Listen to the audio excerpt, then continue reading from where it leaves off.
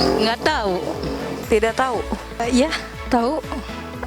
Badan anak itu lebih pendek dari seumurannya. Tahu. Nggak tahu. Gagal pertumbuhan pada anak ya? Kayaknya kurang ASI sama gizi buruk ya? Nggak tahu saya. Malah saya pengen tahu artinya itu apa ya.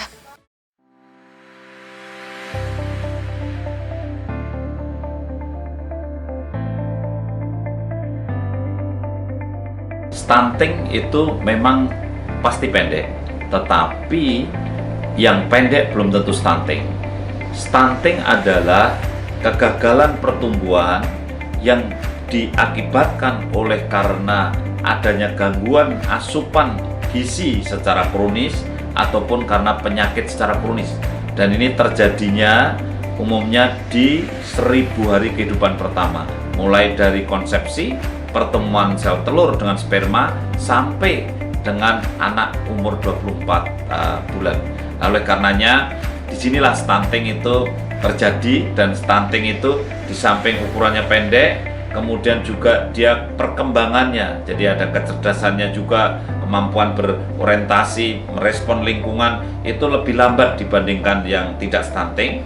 Kemudian yang ketiga, orang-orang yang stunting, yang anak stunting ini besok di hari tuanya itu cenderung mudah kena penyakit kardiovaskuler yang kita kenal dengan cardiovascular disease. Itu adalah bisa tekanan darah tinggi, bisa penyakit jantung koroner atau stroke misalnya begitu, dan juga mudah kena penyakit gangguan metabolik atau yang dikenal dengan metabolic disorder. Ini bisa saja diabetes atau kencing manis, dan juga ada penyakit-penyakit seperti osteoporotik yang kemudian mudah keropos tulangnya. Inilah stunting. Sekali lagi, stunting memang pendek tetapi diikuti 3 hal tadi. Sedangkan orang pendek belum tentu stunting.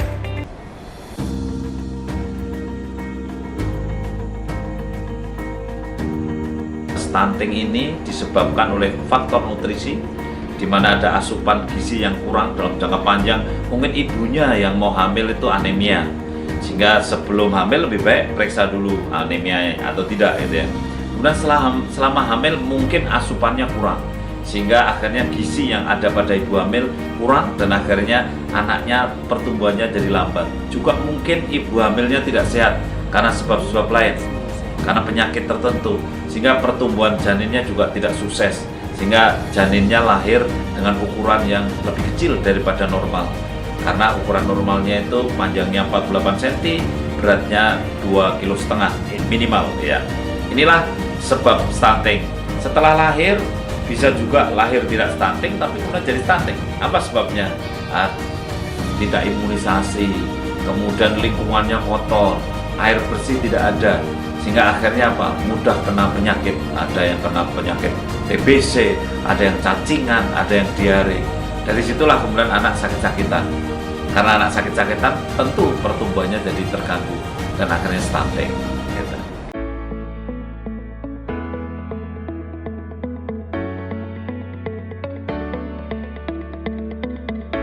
Banyak orang bertanya bahwa gimana cara ngatasinya stunting. Ingat bahwa stunting ini bisa diatasi kalau sudah lahir, kemudian ternyata stunting bisa diatasi di 1000 hari kehidupan pertama sebelum usia 24 bulan. Jadi diatasi dengan cara bagaimana? ASI-nya harus eksklusif. Kemudian setelah 6 bulan harus disertai makanan pendamping ASI. Ingat, gizi seimbang, isi piringku. Artinya apa? Tidak cukup hanya 4 sehat 5 sempurna, tetapi ukurannya, berapa proteinnya, berapa karbohidratnya, berapa airnya, berapa lemaknya, kemudian berapa vitaminnya yang masuk, mineralnya yang masuk. Saya kira ini harus diatasi, diberikan untuk mengatasi kondisi stunting. Oleh karena itu, kalau sudah anak kita stunting, ingat ASI-nya dan asupan makanan pendamping ASI-nya sampai usia 24 bulan.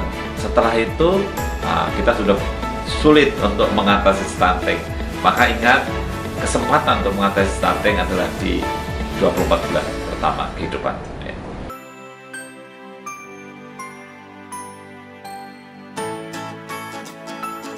Oleh karenanya pesan saya untuk seluruh masyarakat di Indonesia, mari kita cegah stunting. Karena mencegah tentu lebih murah dan lebih mudah. Dan pesan saya mencegah stunting itu sejak dari hulu. Sejak Anda menentukan mau nikah, mau bulan madu, istri, calon istri harus dicek dulu, harus sehat, tidak anemia. Kemudian suami juga harus sehat. Kemudian nanti akan menghasilkan embrio dan anak yang sehat atau bayi yang sehat.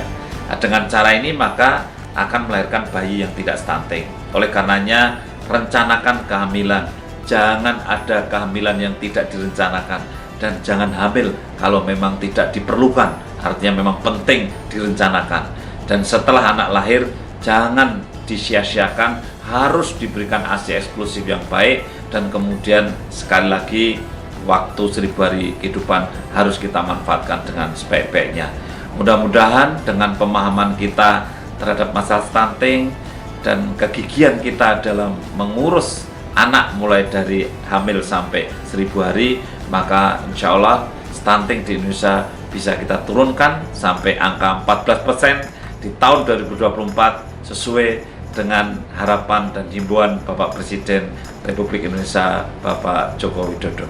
Terima kasih. Wassalamualaikum warahmatullahi wabarakatuh.